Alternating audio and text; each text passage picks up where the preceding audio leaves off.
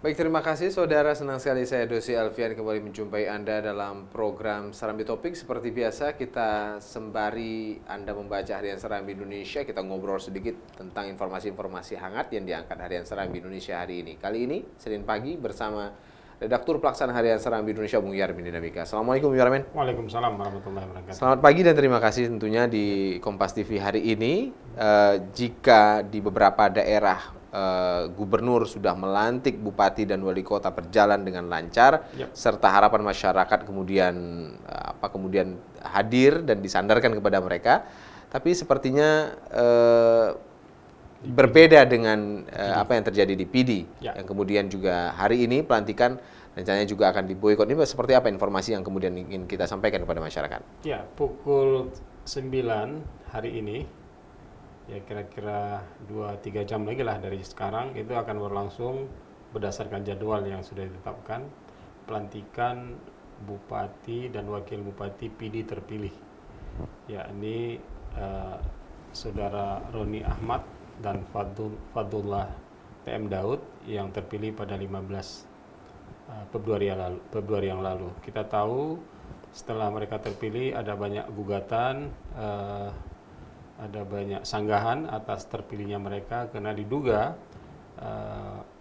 Roni Ahmad yang dikenal dengan sebutan Abu Sik itu memiliki ijazah yang diragukan originalitasnya, baik dari tingkat SD, SMP maupun SMA.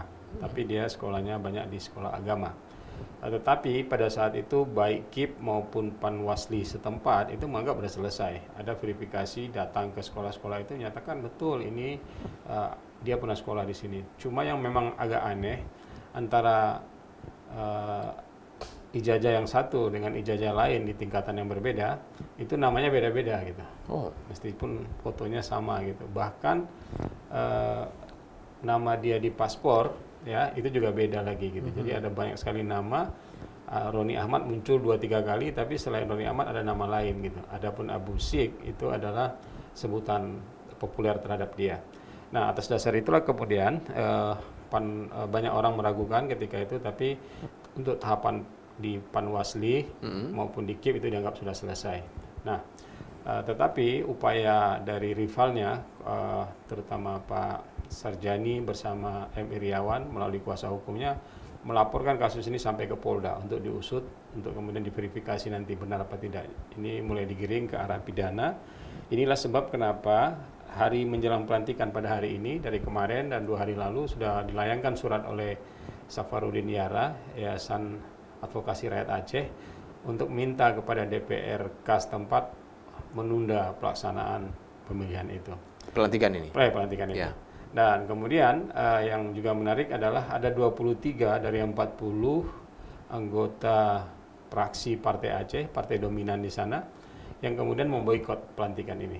Jadi pagi ini kita tidak akan ketemu dengan 23 wajah anggota DPRA, dan mereka ini adalah partai pendukung dan pengusung Sarjani Iriawan yang merupakan rival dari Abu Sik yang kemudian kalah dalam pilkada tersebut gitu.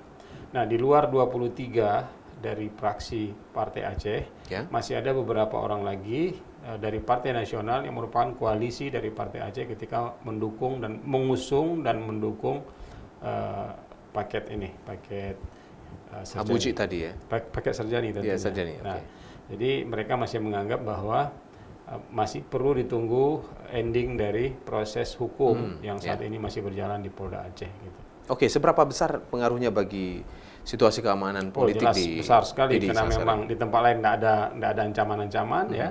Ini udah ada boykot, udah ada permintaan jangan dilantik, tapi dilantik juga pasti risiko keamanannya pasti tinggi. Atas dasar itu Polres PD menyiagakan 480 personil di lapangan. 480 personil di lapangan ditambah 200 lagi yang siaga di markas komando. Artinya di Polres, kalau tiba-tiba nanti situasi ada chaos di lapangan, mereka akan bergerak. Tapi kalau aman-aman saja cukup 480 saja. Tapi yang unik adalah ada pelibatan sniper penembak jitu diterjunkan ke lapangan, nggak disebut berapa banyak.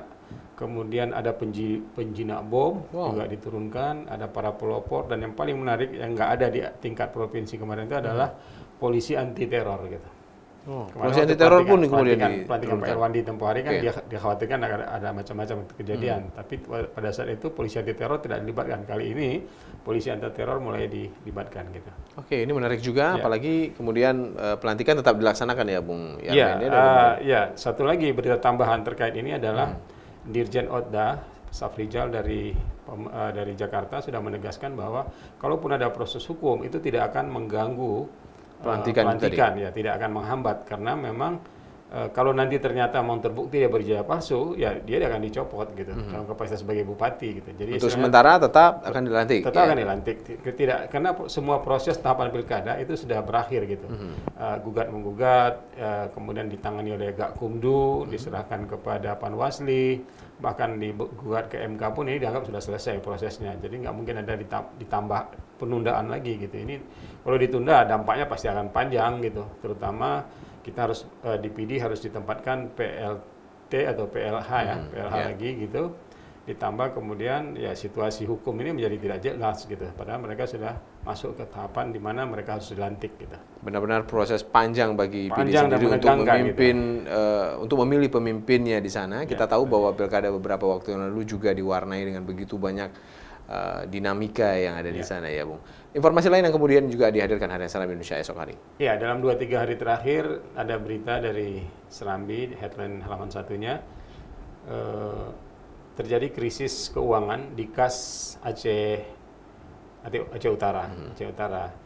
Mulailah kemudian kemarin hari Minggu teman-teman kita yang bertugas di bagian Exbis mendatangi beberapa pakar, salah satunya adalah Dr. Sukri Abdullah. Dia ini adalah dosen di Fakultas Ekonomi Unsia. Dinyatakan kesalahan itu lebih kepada kesalahan pimpinan katanya. Ada perencanaan penggunaan anggaran yang salah, terutama ketika menggeser mata anggaran dari yang rutin ke tidak rutin dan sebaliknya dari yang rutin dari yang tidak rutin menjadi rutin. Ketika terjadi pergeseran pada hari tertentu, pada kurun tertentu pasti akan terjadi krisis. Nah, inilah yang seharusnya tidak boleh dilakukan. Ada kesalahan menurut dia.